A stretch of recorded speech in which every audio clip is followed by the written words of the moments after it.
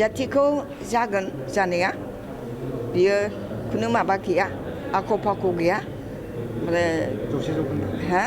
100% रोखा औ बे नंगौखा आं बेखायनो जेबो बुङाखै लुबैनाय थायो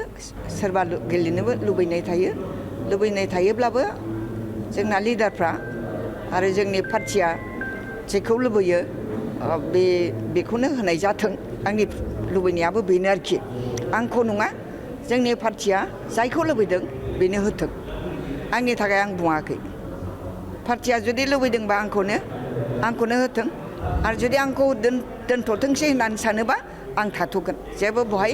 माबा गैया बारगेन गैया थांनाय समाव जिहेतु UPPL नि दखलाव नोंथाङानो हगारनो गोनां जादोंमोन UPPL आ दखल खालामदों लरेन्स इस्लारिया एबार उफाय गैया आंखौथ' फेजेनदोंसो आं जेनाखै जाय फेजेनग्रा बेनो सिखारलाबाय बायद' मये हरुवायसु होननानै आं जेब्लाबो जेना खारन आं पाब्लिकजोंनो थायो सुखु दुखु जेब्लायबो आंखौ मोनो बे हिसाबै पाब्लिकआ लुबैखायो दा थेवबाबो लुबैखायो होननानै आं MLA गेलेबाय थानांगौ बे जुक्तिया आंनाव गैया खिन्थु पार्टिया लुबैयोबासो आंनो होथों